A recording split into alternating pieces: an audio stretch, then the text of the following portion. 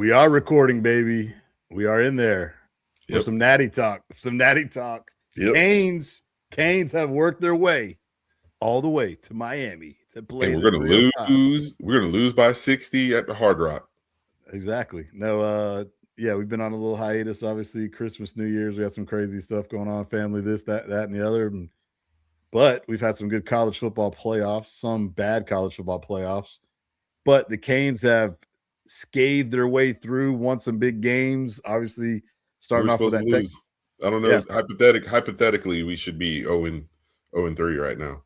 Yeah, see, I felt good. Like, obviously, I like the matchup in the first two games, and then when you played Ole Miss, I like that matchup as well. So I kind of felt like the Canes would be in this spot. Maybe the Georgia game would have been a different game, who knows? But that game didn't happen because We got lucky. Trinidad, balled out against Georgia in that Sugar Bowl game, and so that was crazy. The wind helped us in game one. The wind helped you in game one because Marcel Reed couldn't throw, and then. Yeah. Ohio State's offense was terrible. You guys got the early pick six, so that's the only reason why you won that one. But no, the Canes have done what they needed to do. Like, they're not like their lines of scrimmage is what I liked all year from them. Their defensive line has been outstanding. Their offensive line, they leaned heavily on that. Their run game is good. And then, like I say, you got to, have good Carson Beck. And what I mean by good Carson Beck is just don't turn the ball over, as the game manager, symbol, what do you want to call it? I guess the surprise, not really, but I guess why everybody likes Indiana is just their two games that they've put on against Bama and Oregon, were just like just steamrolled. I think we're all surprised by the number in both of those games, I would say, because, we felt like maybe Bama – a lot of people are calling for the Bama, like, is Indiana really going to beat Bama? But, Bama had way too many flaws. And I think, as we all said before, we were doing a little logo watching and just saying there's no way that, cursive A was going to lose to a team who's the most losingest college football team in history. I think the problem was in the Bama game is, like you said, they just couldn't run the ball offensively. They had a lot of issues going down the stretch. They had that 5-game stretch where they beat all those ranked teams where the offense looked good. And then injuries kind of caught up with them. And, I mean, if you even look at their first game against Oklahoma, they made some good plays. And they did enough to beat Oklahoma. And they couldn't run the football to save their lives against and then Ty Simpson goes down. I mean, when he went down, the game was pretty much over. And then you look at the Oregon game, another team where I said the offense hadn't been looking good the last 5-6. Even in the first Indiana game, I just couldn't put my finger on why the Oregon offense wasn't good. And then you also throw in there, you're down to 2 scholarship running backs and you're moving safeties over. And then it was just one of those games, what we call an avalanche game. You throw a pick six and then that was a great answer on the comeback after you throw the pick six to go down on a 14-play drive to get the game back tied. But then literally you have an error on the goal line. Yeah. So like that literally gifted them points and you're down, 21 points off of turnovers. Yeah. It completely avalanched on them. Oregon's offense, kind of like Bama's offense, was kind of not the greatest. They had their problems. They had their flaws. Kind of like everybody. Everybody has a little bit of something, flawed to them. There's no perfect team. Obviously, Indiana right now looks like the perfect team. They're playing good ball. But, you go back to a couple games where they needed some magic to win. Obviously, that Penn State game, they needed some magic to have late. Iowa. They could have realistically lost that Big Ten game to Ohio State if if they don't miss field goal, go for it. All those things. So that's why I'm a little confused why everyone thinks this is such an overwhelming. It is the recency bias of the last 2 weeks. It's the recency bias of the last 2 weeks. When you beat a team 38-3 and then you beat a team 50 whatever to 20. Like that's everybody. That's all you can think about for the last 2 weeks. So you kind of forget about that tight Big Ten game, and then you look at Miami, and now they've gotten by, getting wins at Texas A&M. Gotten beaten. A good Ohio State team.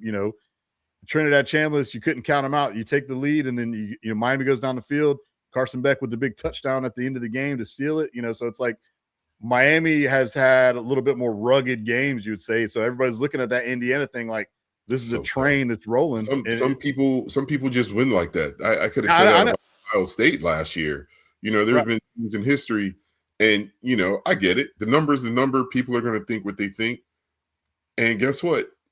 As Miami fans and the team, we're all good with it. Cool. Yeah. Yeah. No, Doubt it. I guess, Stop yeah, the. yeah, that's the thing, and that's where it's going to be. Everybody knows what kind of game this is going to be, because Indiana's kind of another good line of scrimmage team. They like to run it.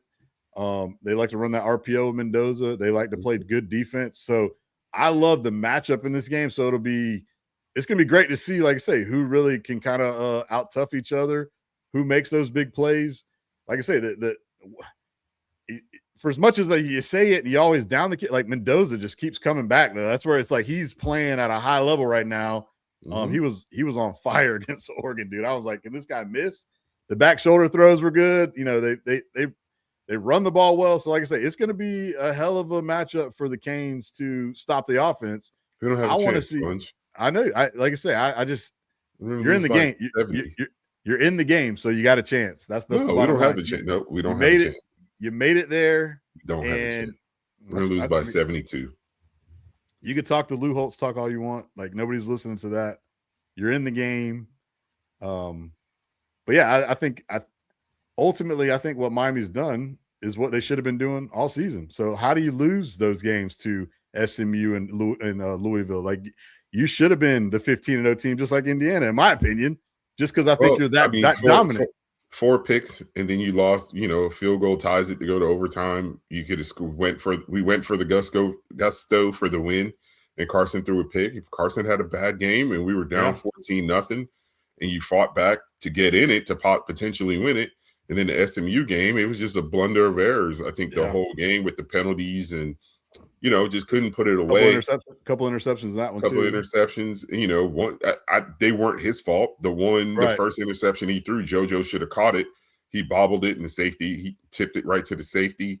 And then the second one was in the end zone with a receiver in front of where JoJo was getting tackled in the back of the end zone, and that's who he was going to, and he got picked. So it just baffles me. Like I say, it's like it's like Miami didn't do enough. It's like we got lucky the first 3 weeks and we somehow got it. And like you said, I think that's just the narrative of how we've won. You go into Texas A&M, it was 10-3. And then you hear people say, oh, if they don't score more than 14 points, they won't beat Ohio State. They put up 24, they win. And then going into the Ole Miss game, you haven't faced the offense like this, blah, blah, blah, blah, blah, time of possession. They want to get up and down the field.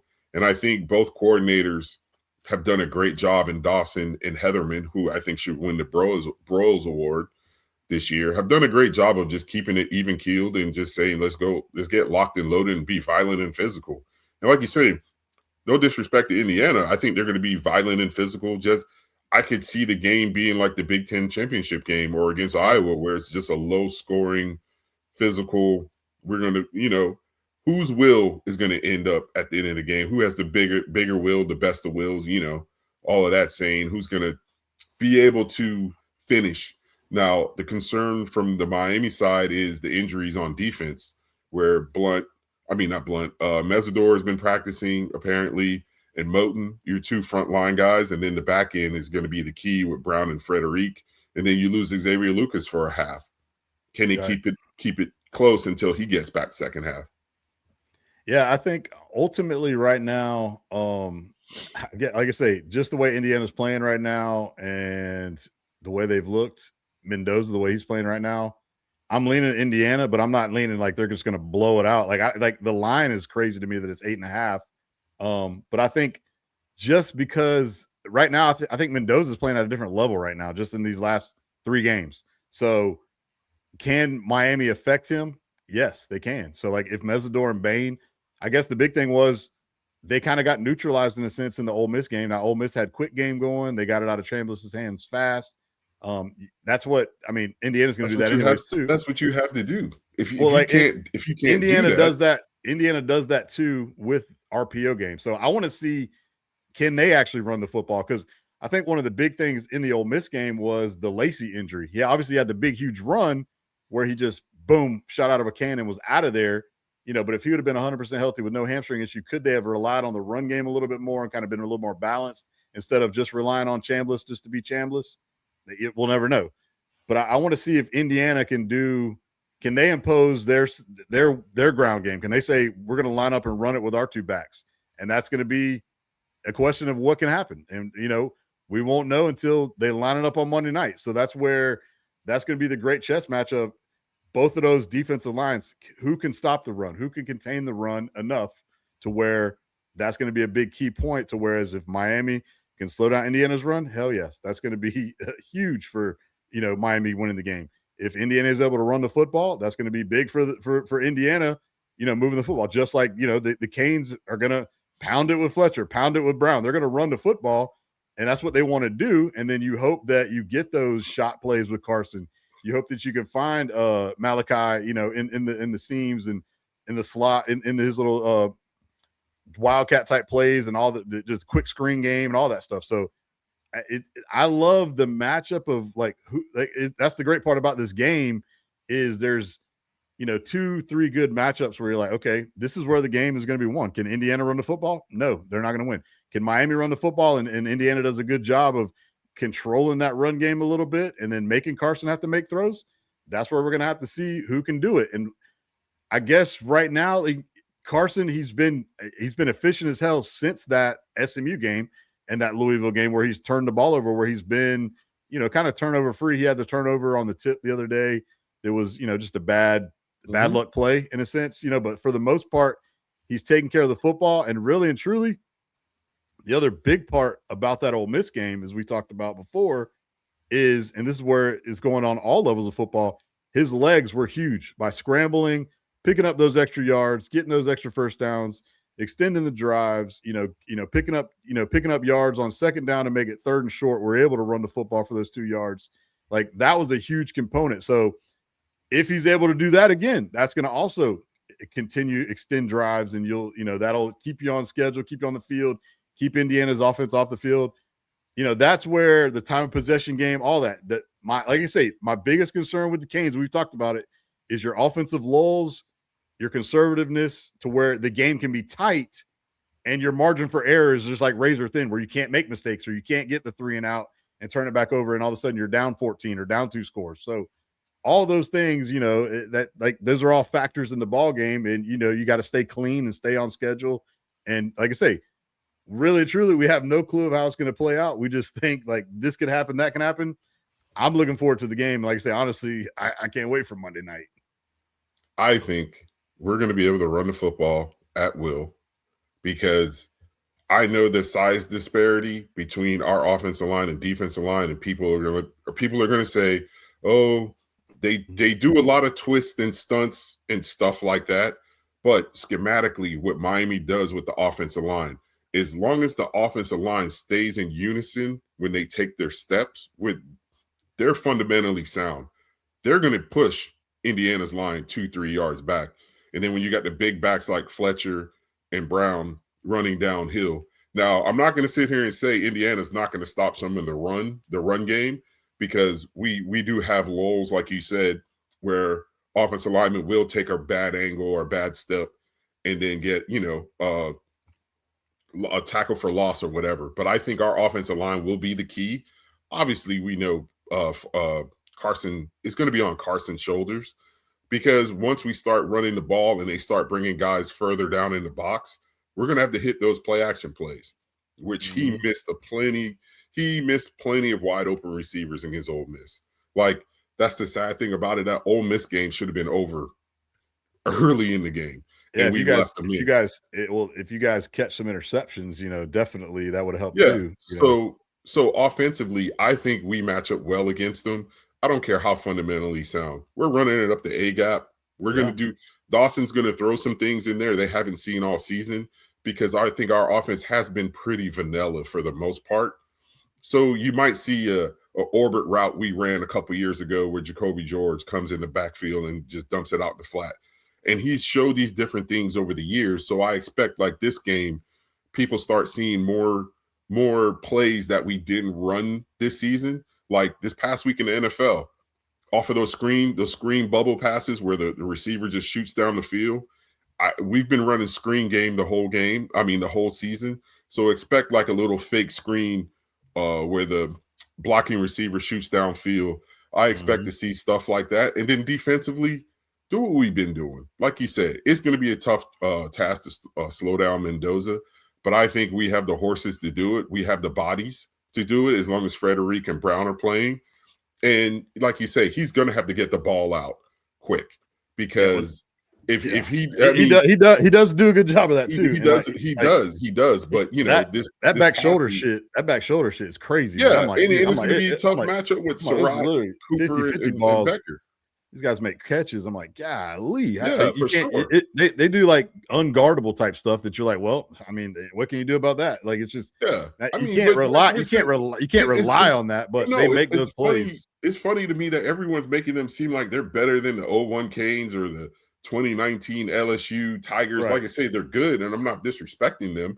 But when I watch them play, and I'm like, I see a beatable team. Yeah, well, what they got to do, I see a well-coached, good, very good team. To where they can get to that level is if they do what they did to Oregon and Alabama to y'all. If they do that, then yeah, we can start talking about it.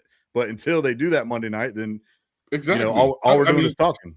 But we can say that about any team. Yeah. If I get a turnover at the one, if Miami gets 2 turnovers at the 2-yard line of Indiana, you don't think they're going to put 14 points up?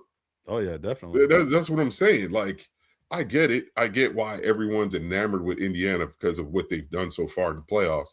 But I think it comes down to as long as we don't turn the ball over. Yeah, it's the story. No, for sure. And everybody's looking at what the Canes have done the first 3 games.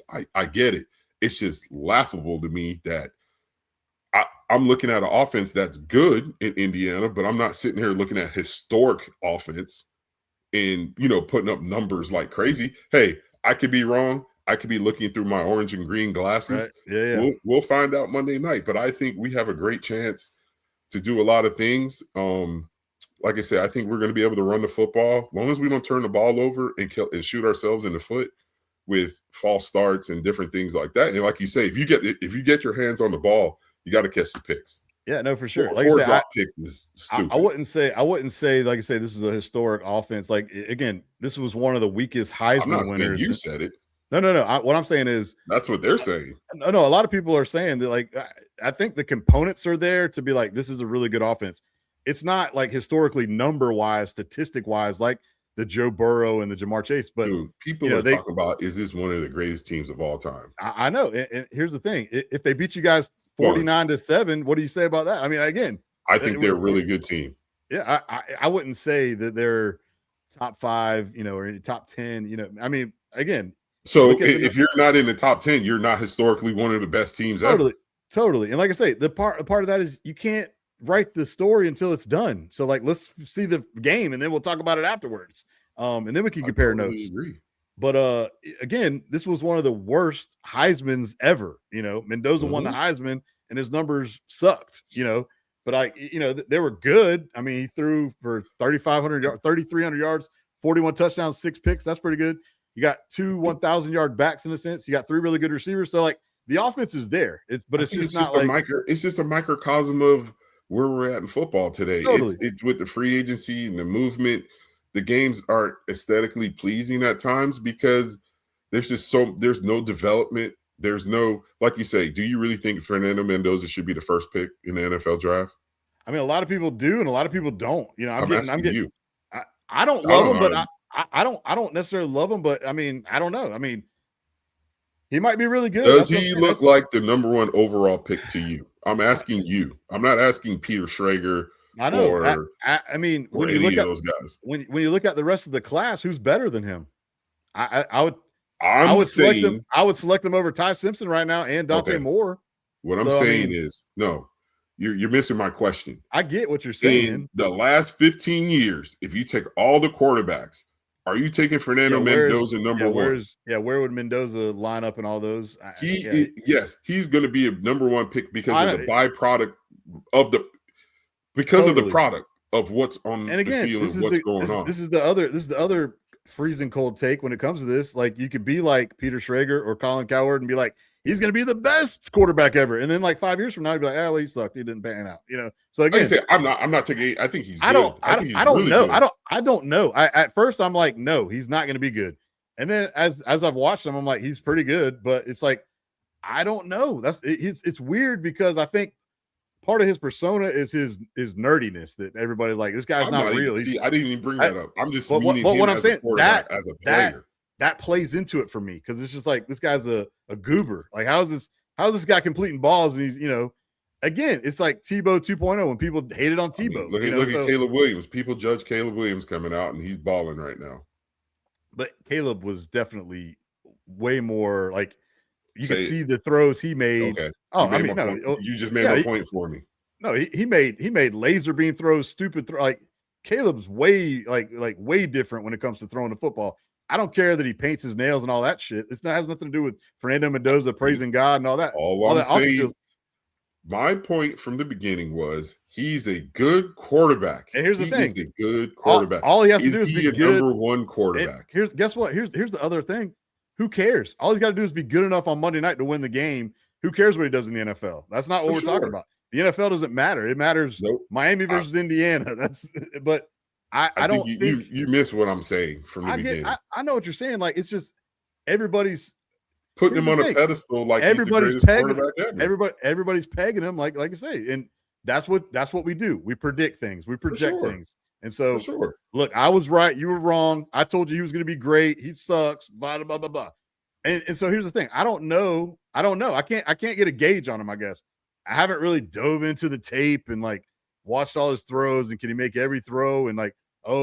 Some people, like I say, again, I've seen some people say he's 6'5", he's big, he can throw all the throws. Then I've seen some people say he's a product of the system. He does RPO game, and he really can't read defenses. Here's the thing. I mean, they played against 3 really good defenses this year, and they didn't light it up. Those 3 against Penn State, Iowa, and Ohio State.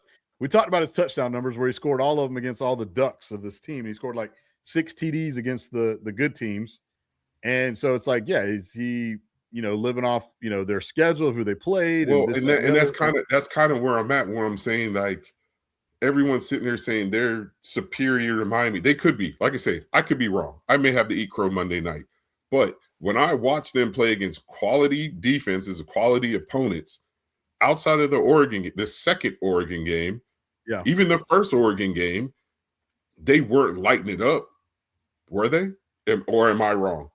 Yeah, he threw for like 200 yards that day. He had a decent day. They had he threw the pick 6 in that game that kind of set Oregon up to get back in it. Mm-hmm. But he had the big drive. The big drive. You can't make mistakes against them. I give them that. You cannot make mistakes against Indiana because they will capitalize off of your mistakes and turnovers. They will do that. I give them that credit. But like I said, you go back to the Penn State game, they struggled the whole game. They had to have a miracle catch at the end. Iowa game, they struggled. 2 really good defenses. Ohio State game in the Big Ten, they struggled. And they, like you say, the kid missed the kick, they won the game. The first Oregon game, they struggled. So stop telling me they're a historic game. Like you say, historic teams have 1 or 2 games where they struggle offensively. No, for 1 sure. or 2. And like I say, and that's the thing too, is like, again, I watched that Big Ten game and, it was a defensive slugfest. Mm-hmm. No team could score. Like I say, it looked like Ohio State had a shot there late, didn't go for it, missed a field goal, all that stuff, 13-10 type ball game. That's why you can see a very similar game like Miami. They basically take away that pick 6 from Keontae and it's a 3-point ball game probably. They kind of buckled down and kind of got into one of these tight defensive, just not screw up type games. Yeah. So why can't we see a similar game like that? I totally agree that could happen. No, we wouldn't lose by 76. Probably so. But like I say, the thing about it is, it's what happens is that was so long ago now, in a sense, that like all we've seen is what Indiana's done the last 2 times. And that is what's wrong with people. And I think that's what people. Now, don't get me wrong. Maybe they're rolling. Maybe they've hit that Ohio State peak where they got over the hump, beat Ohio State, and now they figured some shit out. Now they're really rolling. I don't know. Who knows? But I think, Miami's done the same thing. They've gotten hot at the right time. They just haven't won 35-3, Mm-hmm. So like, and again, that's we where win ugly. The Canes win ugly with, like you say, a slim margin of error. And that's where will And that it could bite you in the ass at some I was about point. to say, will that bite you? Maybe, Yeah. maybe it won't. And like I say, that's the great part about it is, and again, this goes back to my earliest point. You're in the freaking game, so guess what? It might bite you, it might not. You might win the national title, you might not. So like, I don't think you have a chance. You're going to lose. Yep, 100%. We're going to lose. No, like I said, I guess. All right, so we've broken down all the key component parts, and we've broken down what you think the keys are. Obviously, you think you are going to be able to run the football. Give me a score. Give me your score prediction. And, is it going to be a low scoring game? Is it going to go under the, 48.5? I didn't throw it up there. Yeah. So like, it's basically 8.5. Like, again, the line is wild to me that it's 8.5. I figured it'd be more in that 3.5 range, like the previous two against Oregon and Bama, where they were like 3-point favorites. Maybe think about if it was somewhere else, they'll be favored by 12. Here's the deal, and this is the misconception too. Now, it's not a Miami home game. Like the ticket allotment is the same in a sense. Like there's gonna be a ton of Miami people there, but Indiana's gonna travel to this thing, and it's gonna be ticket prices. They're outrageous. They're freaking bananas, dude. Did you see the park? Did you see how much it cost to park? I know. That's what I'm saying. $800 just to park. That's insane. Like that's not even Sponge. Think about that. $800 just to park. We ain't even talking about get in the game. I'm selling my tickets. You know what I'm saying? Like no, but it's just park. Yeah, that's like dumb. But again, what was wild was, so Indiana fans, they obviously hugely traveled to that game in Atlanta, against Oregon. I mean, it was like 90-10 there. But I mean, tough for Oregon to have to go to Miami, a couple weeks ago to play Texas Tech, then have to go there. And then, so it's like that's the whole thing about the CFP where it's tough on fans to basically like, you got to be like, well, hopefully we make it to this game and we'll go to that one, that type of deal. Well, I expect a lot of Miami fans to go because a lot of fans did skip out on the Fiesta Bowl. And if you already live in Miami, well, that's what I'm saying. You don't got to pay for hotels. You could drop the $3,000 because if it just say the championship was in at the Fiesta Bowl, you're looking at not only do you have to buy a $3,000 ticket, it's going to take you another $2.5, $3,000 to get out there. You might not have to pay $1,000 to park there, but like maybe that saves your parking fee. But like I say again, I think it goes how it's like 20,000, 20,000, and then I think it's like 25,000 for like the general admission commit, like all the CEOs and the big time corporations get those tickets, and then it comes to like who doesn't buy. Insane, so again, it's going to be like it put it this way, it's not going to be your traditional Miami home game. Yes, you get to play in the Hard Rock. It's still going to be rocking regardless, but it's going to be closer to 60-40 in my opinion. There's going to be plenty of Indiana fans to where I don't necessarily it's going to be like Florida Georgia or the Cotton Bowl or something like that, to where the edge. Yes, you're playing at home, your comfortability of all that, that's great. You don't have to do any of that travel stuff. Like that's a big thing. But, again, sometimes people, when you get in you get in a good travel schedule, you go where you go, do what you do. Like, again, will that be a factor in the game? A little bit, but once they get going, like I say, I think unless it's just an overwhelming, like, they let the Canes get out. That's the other thing too.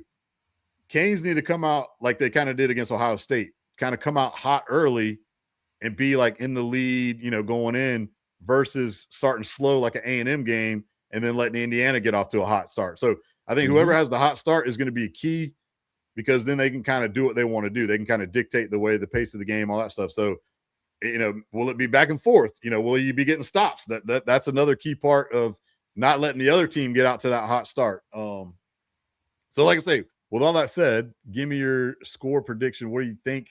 Obviously, you knocked down the keys to the game. I'm not giving you 80, but I'll take the 80 if you want to give me. No, we're losing by 80. Canes win 27-17. 27-17. I like it. I truly think we are going to beat them up like we've been beating up everyone else. And by the fourth quarter, we're just going to wear on them. Yeah, no, like I say, we don't care about the cheating allegations. We're running up the A gap. Now, that whole thing is funny too. That's like So before I let you go, this is where I do give Indiana credit and where I'll give a few more keys to where I think why Indiana will win. Their running game is not like a traditional running game, like how we want to run the football. They like to pull their center. They like to do a lot of counters and stuff like that, where they'll get their center out front, who's one of the best centers in the country. I think his name is Coogan or something like that.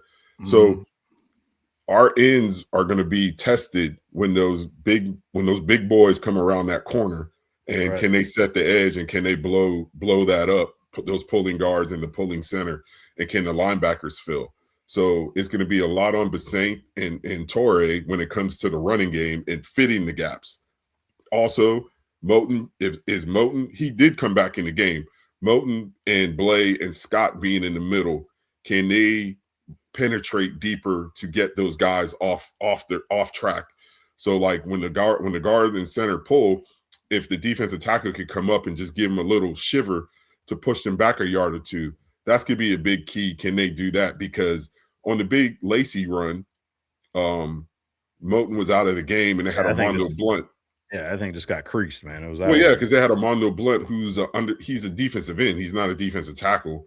So at that, they caught the Canes at the right time where they didn't have one of the the two big guys in the middle. So you had Blay on one side and you had Blunt on the other side, and they were able, like you say, to crease it. And then the linebacker Torre came down at a bad angle and got blocked. So I know Indiana saw that, and they're going to take that. They're going to take what Ohio State did with the tight ends and pulling tight ends and guards and run a lot of counters at our guys. So the linebackers are going to have to be disciplined, and they're going to shoot the gap. Now, with that being said, now you got to worry about play action off of that, which Mendoza's pretty good. Pull the ball out and just get it over the top, because there's going to be a lot of one-on-one advantages for Indiana, and that's what they want to do. So that's why it's key for our front four to get penetration and make them uncomfortable. So if we can only rush 4, that'll dictate the whole game, because then we could do what we did to Trinidad, in a sense of we could spy Mendoza because we know he can run. We could spy him and still play little defensive games. And that's why I like Heatherman. There's so many things that are like in this game that are Heatherman working for JMU under Segnetti. We played Mendoza last year when he was at Cal, the whole Mario thing. There's a lot going on. But like I say, I think the Canes could dictate the game. Now, with that being said, with how they dictated the game against Ole Miss, you got to put points on the board. You got to put points on the board. Like you say, if they could jump out 14-0 or even just 10-0 or 10-3, you got to like your chances. Yeah, no, I agree. Like I say, and that's where, again, it's not traditional. Like you said, they pull those guys. They run a lot of RPO run. So, like, that's where you find those one-on-one matchups, to where what's crazy is I've said it before, I love their receiving core, man. Like Surratt, Cooper, and Becker, like they just make catches. They make plays. They kind of done it all season. So the key, in my opinion, those guys are going to do whatever they do. When they get the ball, they're going to do fine. The big thing I said, going back to what can Indiana have any success on the ground game, where they've had pretty good success. And again, the good part about Indiana is they're very balanced. Obviously you got 3,000-yard passer in Mendoza. They rushed for 3,000 yards. They got 2 capable backs. It's kind of like the Canes. They got, they can lean on Fletcher. You got Shamar Brown, and then you got kind of some change of pace backs too with Pringle and some of those other guys.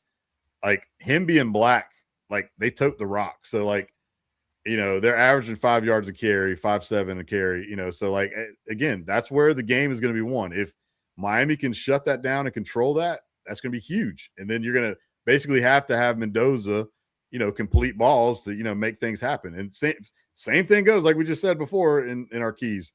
If Miami or if Indiana can slow down Fletcher and make Carson Beck have to make throws, make Malachi Toney, like that's the other thing too. We know what Toney can do. Can one of these other guys step up like the Marion, can KJ Daniels step up? Can JoJo Trader make a big play? I mean, Marion stepped up huge last week against Ole Miss.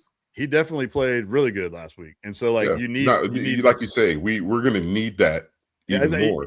That's what I'm saying. You got to have one of those guys opposite of Toney do something in the pass game, because obviously they're going to feed it to Toney. We know that they're going to find ways to get him the ball, and he just makes plays. So like, again, when you do that, so then it comes down to quarterback play. So it's like, who do you trust more, Mendoza or Beck? And that's where, like, who knows? We're going to find out. You're going to find out if Mendoza is worthy of all this quarterback Heisman talk, or if Carson Beck shuts him up and says, F all you guys, F all you Georgia fans, F all you other hater fans, I'm the guy. And he's done that. Yeah. He did it last week against Ole Miss. That was a hell of a, like, Ole Miss takes the lead in that game with like 3 minutes to go. And all they do was go 75 yards in 15 plays, scramble drill touchdown, Canes win. So like that's a huge thing to get the feather in your cap, to get a win like that, to give them some confidence going into this game. So in my opinion, it's going to come down to Beck and Mendoza. Who's going to make it? Well, also is, like you say, you need that second, third guy to step up. And Ole Miss, they heavily guarded Tony. Like I say, Tony had a couple good plays. I mean, I think the last 2-3 games, teams have been trying to slow him down, and other guys have stepped up. And that's going to be the key. Like you say, can we get to CJ Daniels from week 1, 2, 3, and 4 to step in and play hard, or will a JoJo play? You know what I'm saying? And like I said, I think Dawson's going to have some things up his sleeve that he hasn't shown all year, that we're going to see some plays that we haven't ran. They may open it up a little bit, but I expect the beginning of the game to be just the mundane Miami offense to kind of feel things out, and then he'll start throwing little wrinkles in there. Yeah, I'm trying to think, what team had the most success on the ground versus y'all this year? Virginia Tech. Really? Mm-hmm.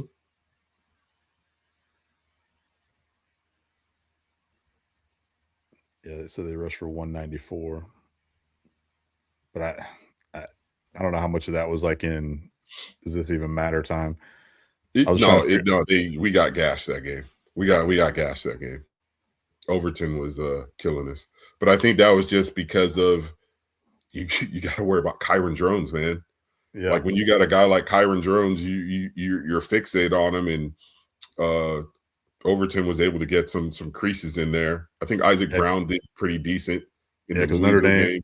They rushed for like 119 as a total team.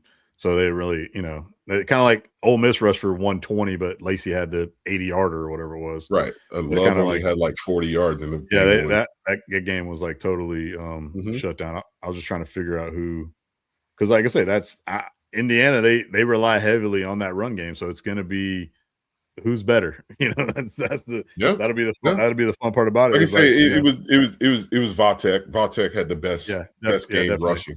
Yeah, they rushed for 194. That's the highest I'm seeing so far. Because FSU went for 132. I think we rushed for 6. Probably threw like 12 picks. Yeah, because even you look at the playoffs, A&M couldn't really run the ball. Ohio State didn't run the ball, and like you say, you take out the 75-yarder, and in the defense, I think we've given up a total of 60 points since the SMU game. If you add in these 3 playoff games, they've only given up like 60-something points. So we're going to lose by 61. And like I say, the point of that too is what's crazy is that both defenses are like, again, Indiana's only giving up 11 a game. Like that's their average. Yeah. So like their defense is playing really good. And that's why this game to me is like it's a great matchup. Well, that's all I'm saying. Similar, it's very similar to the Big Ten game. That's why I'm so confused.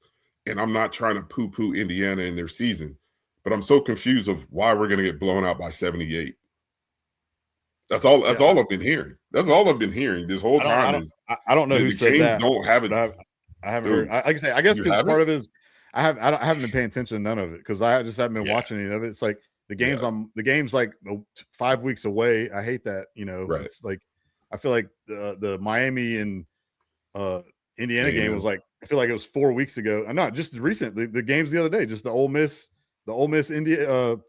game against Miami and the Indiana Oregon game. I know, but it feels like it was like eons ago. It just feels. Well, that's just your life on the treadmill on 29. That's what I'm saying. I guess it's like you say. It's like we had all the NFL playoff games. It feels like it was like, damn, that was a long time ago. Now we got to wait till Monday. Don't remind me. It's 12. It's like 12 days or whatever it was, but. yeah, we still have. Man, I may have a terrible 24 hours on Sunday and Monday. You very well could. That's going to be, It could either be great or it could be really bad. Yeah, you could have Bears tragedy with the Rams, and then national championship tragedy. Or you could have victory Monday, victory Sunday and Monday. Victory Tuesday. Like, yeah. Going back to it, here's the hard thing for me. I've now said I'm not going to bet against Signetti until he loses. So I'm going to go the trendy pick and pick Indiana. No surprise there. But I definitely 28, 30, 24. Make sure you have your Indiana shirt on Monday. You got time to order one. You got 3 weeks. I could probably order one. I could probably go ahead and order your Indiana. You know what's funny is there's a chick in the neighborhood. She actually went to Indiana, was a cheerleader there, and I didn't even realize it. But she was a Pacer girl too. She worked for the Pacers, and her husband went to Edward H. White High School, Mr. Ed White. So she married a Duval boy, and she's from Indiana. So she's a Hoosier. She's loving life right now because Indiana's good at football, not just basketball. So maybe I can go cop some gear from her. We don't have a chance. I want you to wear all the gear. Wear it. We know your MO. We know your MO. We don't want any new bandwagon people. Exactly. Hey, for sure. We don't want it. We're good. I would expect nothing less, my bubby. Yeah, we're good. We're good. Like I say, the bottom line is you're in the game. So you made it there. No, we want more than that. Exactly. No, for sure. You want the whole 6. You want the whole enchilada when you get to it. We want 6, which really should be 7. Yeah, you didn't get burned. We exercised that demon the other week. They didn't burn you on the pass interference call like they did against Ted Ginn or not. Ain't no way in the world any official was going to throw that flag in Pasadena against the King. I mean, that joint was funny. The Warren Sapp, that joint was funny. Oh, that was like, what's funny? Like, I had to get into the argument. I was like, are you guys just watching stills? Like, did you not see the receiver chucking up his face mask going into the end zone? Like, they both were fighting. They both were hand fighting. They both were going at it. Yeah, that's like kind of like they could have called, pass interference in the Jag game, but they weren't going to call that on the last play of the game. Heck no. That receiver, Jacoby got Myers was getting mugged. Jacoby got locked up. Yep. But no, like I said, Canes Hoosiers. Hoosiers. Signetti, that boy Sig is going to be smoking some cigarettes, drinking a beer after Monday night's game. Yep. Sad. He could be at Tootsie's all sad trying to get his. Ooh. Yeah. Fernando's going home. Yeah. Playing in front of the Cuban. Fernando telling them boys, don't go out. He's like, we're the underdogs. He's like, we're the underdogs. We're playing the underdog story. We're not. Yeah, he did that last week. He did it last week too. Yeah. He's playing it up for his guys. He can have it. Man. Canes, Hoosiers, Monday night, national championship. Farr's got the Canes. I mean, I would quote, of course. I like the Canes too, but I got to roll Indiana just man. Nope. I like the Canes. I like the Canes, but I'm going Indiana. I'm not picking y'all. So I can't pick. Works for me. That's what I'm saying. Have another guy. Next week when we do the wrap up of the season, I don't want to hear I thought you guys were going to win. No, I ain't trying to hear none of that. Yep. I ain't trying to hear none of that. I put it this way. I knew you guys were a playoff team. Should have been in the playoffs the entire season. I've been pounding the table on that one. Would you get to the national championship? I wouldn't have projected it. But at the beginning of this playoff, I definitely said you were going to beat A&M and Ohio State. I was totally on board with that. And I thought you were going to beat Ole Miss too. So I'm not surprised where you guys are right now.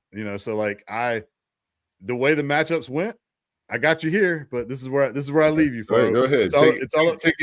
Take Indiana by 85. It's all up to your boys now. I leave you here. I got you Miami to the Natty. I leave you here. This is where I leave you. And like I say, I haven't paid attention to any of the national pundit talk. I just know the line's 8.5. I can't get on board with the cover and the spread, but I'm going Hoosiers. It's all about the U. It's all about the U. It's not this, people. It's this. Utah. It's all about the Utah. It's all about the Utah Utes. Got to go to work. All right, he's headed to work. We'll holler at you next week. Who's going to be right? Who's going to be wrong? Who's going to be happy? I'm going to be happy either way. I'm going to go Ricky Hayden route. I just want a good game, man. Let's have a good game. And we'll see who can pull it out. Go Canes, go Hoosiers. Holla at your boy. Like, subscribe, share. Subscribe, like, share, ding.